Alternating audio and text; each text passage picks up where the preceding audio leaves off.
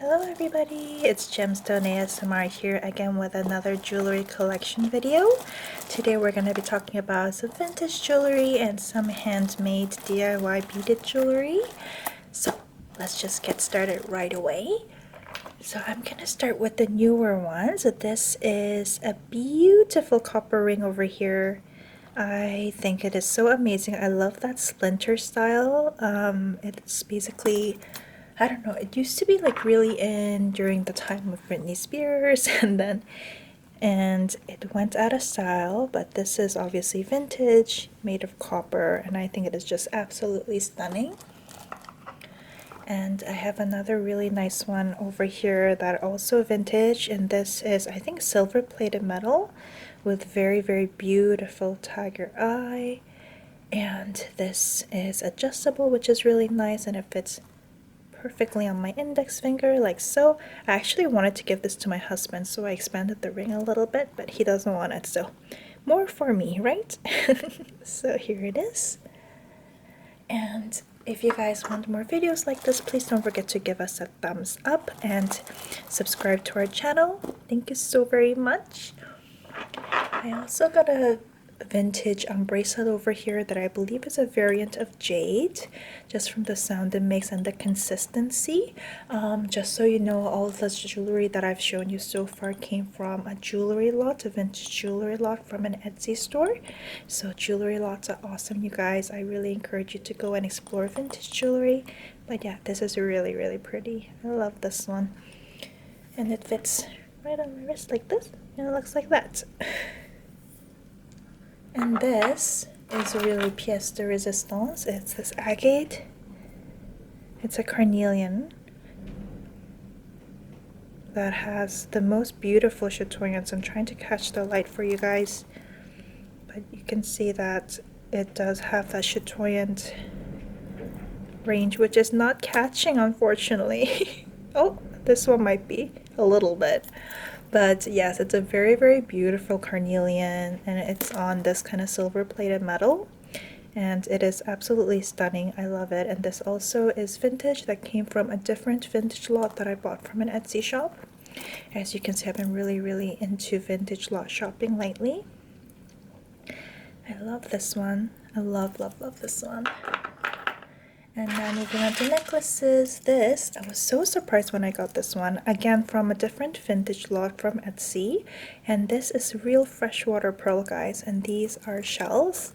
Isn't this darling? I can't wait till it's summer to wear this. I think it is so beautiful, and I love that they use tiny little baroque pearls for this, so each pearl is unique, and I think this is so pretty. It almost reminds me of like a little jellyfish. Look at the sound it makes. Isn't this lovely? And this one is actually super cool. I'm actually so sad. It came with matching earrings that broke. So I need to fix that with some super glue. But this is made of bone, carved bone, which is, I think, so neat and so cool, and something that's not really done right now. And I think this is bovine bone.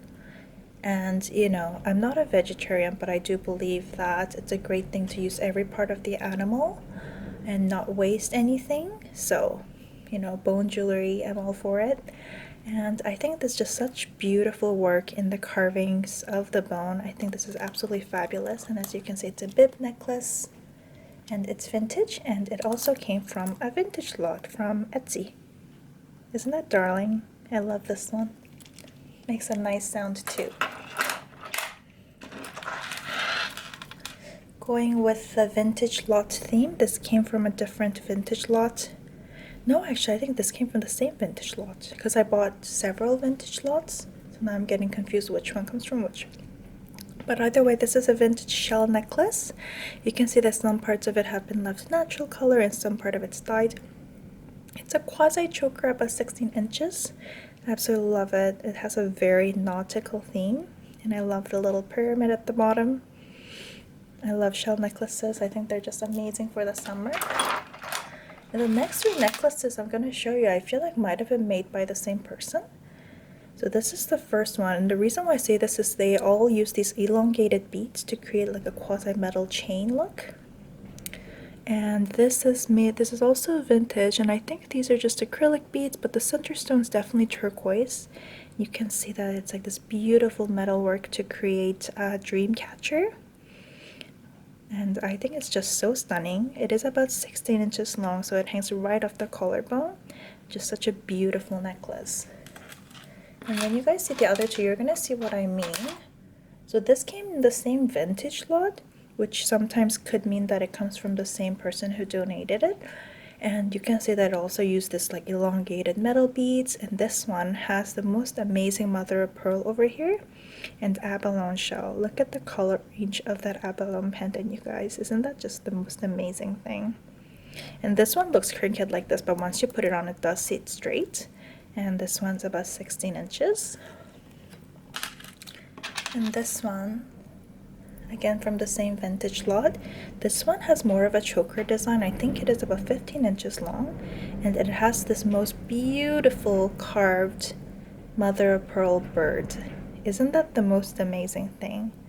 I love, there's actually detailed carvings on the wing. I'm not sure if you guys can see the divisions, and mother of pearl elongated bead, and I think it's just so gorgeous. I'm not sure, it's sunny, but it's a stormy day. I'm not sure if you guys can hear the winds. So moving away from vintage jewelry a little bit, we are gonna go through the beaded necklaces that I made, or my husband made, it'll depend on the one. So this one I made when I was just really getting into beading using Murano beads. So Murano beads are these kind of beads that are, or well, their design originated in Italy, and hence the name Murano. And they're essentially lampwork beads that have like these large holes. And they had their time in the sun when Pandora, you know, those charm bracelets were really in. But as you can see, I don't use it for that purpose. What I do is I put it between like these larger beads to kind of fixate them and to hide these big holes, and I put them in necklaces because I think they make excellent accent pieces. So this one I made myself, and then these are just dyed agate beads. They're all purple, and then I use some lampwork beads over here, and this is wood, more lampwork beads, red evil eye because, you know, protection, right? Lapis lazuli, more wood beads, and finishing up with these are sterling silver. These are silver plated stainless steel. Again, the messy looking messy looking crimps that I don't really like and don't use anymore, but back then I didn't know better. But yeah, this is what it looks like. I really like it. And this is the next one. This one's really unique because this one has millefioris all over. And then in between there's some quartz beads like over here, and the mother of pearl, you can see some white howlite over here. Yeah, and this I just really wanted to make, I think, like an asymmetrical, like very just fun and colorful necklace, because I fell in love with these millefiori beads, you guys. So I'll show you what I mean. So if you look over here, you can see that these patterns of the millefioris, it actually goes right through the glass. So it's actually like a very intricate technique to create these beads. You can see, and they're just absolutely stunning. I love millefiori beads. I can spend hours just staring at the different millefiori beads, and of course each one is unique, and I think they're just incredible. So this is my very happy colorful millefiori necklace. And this one, oh my goodness, this one brings back good memories. So this one has these Murano beads. These were one of my favorite Murano beads. It has white jade over here, and this, you guys. So goldstone is a type of glasswork that is considered to have metaphysical properties. It's considered, you know, like a quasi gemstone, and it was created by the Vatican a long time ago by alchemists. And this one combines the goldstone technique with millefiori. So these are goldstone millefioris. I mean, how special is that, right? So when I got these, I was so excited. This was one of the first necklaces I made using the goldstone millefioris. So it looks like this, and I combined it with some of my favorite Murano beads, and these two are little hearts. And yeah, so this one is very special to me.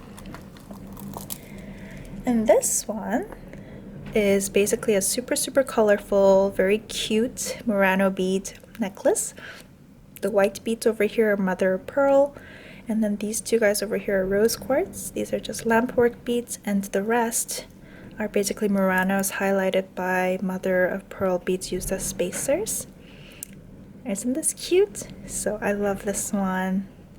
I don't know, something about Murano beads I think makes it just seem so like colorful and happy, and it almost reminds me of like the really colorful jewelry collection from Dolce & Gabbana. I think it was Dolce & Gabbana. I hope I'm not completely saying the wrong thing, but yeah, I absolutely love it. It looks super cute with like a nice little summer dress. And this one was made by my husband actually, using also the goldstone millefioris and a nice red Murano bead to highlight it. And in between you see blue goldstone beads over here intermixed with white jade. And you can see it's a very similar colored theme, almost like Tommy Hilfigerish with the red, blue, and white. And yeah, it's a very kind of like sporty necklace, I'd say. And this one is a vintage necklace. So I lied when I said we're done with vintage for the day, because of course this is me. So yeah, this is another vintage necklace. This is copper, which again I love. It has some marcasite beads over here with lapis lazuli and cubic zirconia. And it has like a very Edwardian feel to it, as you can see, almost in that lariat style. Love it. If you guys like the Edwardian jewelry or are curious of what it looks like, or you know, like the Tudor era jewelry, there's this TV show called Tudors, and that should give you a very good idea of what the jewelry at the time looked like. So this is one of my favorite ones, just because I just love the color, and my husband made this as well. He's very good at mixing colors in creative ways. He's definitely better at me in that. And these are intermixes of very colorful agates with gold and silver plated hematite. You can see that there is some goldstone millefioris. He loves using these, and these are rhodochrosite beads over here. And then these very interesting white Muranos going into a mix of aventurine, some moss agate. This one's moss agate and lapis lazuli. And yeah, isn't that so unique? It reminds me of spring. This one reminds me so much of spring, and I can't wait till spring and wear it with like a cute little pink dress or something. And this one I made, and I was really inspired by like the ocean. I remember when I made this day, I was like looking at seaside jewelry on Pinterest, and this is what I came up with. So in the center you see these colorful agates, and then some lampwork beads, blue goldstone. These are white howlite, gold-plated hematite, and millefiori beads. This one in particular is actually quite spectacular. I want to show you guys this one. Isn't that spectacular? I love millefiori beads, and this one too actually. I adore these guys. So yeah, this is what it looks like, and you can see the colors are very reminiscent of a day at the beach, you know, with the sea and the sand, and oh, this necklace just makes me so happy. And this one, again, more red, blue, and blue, and white theme. I don't know why, like especially with Murano beads, I tend to be very drawn to those colors. And the blue beads here are just lapis lazuli beads.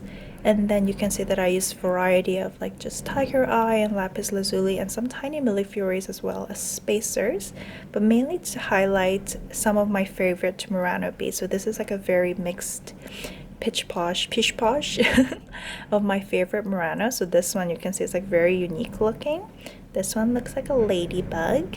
That one has little pink swirlies looking like cherry blossoms that I thought was so pretty, and more flowers here, and I just love the color of this one. So this is really like the Murano necklace. Ooh, and this is when I really started experimenting with like the double layered kind of necklace style.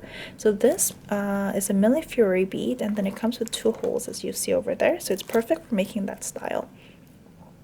So then I wanted to start with like a single going down to a double, so it goes like this, and then I use wood beadings just at the end, blue gold stones, and then it goes like this. So the black stones over here are gold sheen obsidian. You can see that it has like the gold sheen of the black obsidian, and the bottom are lapis lazuli with black hematite spacers, and then it looks like this, like that.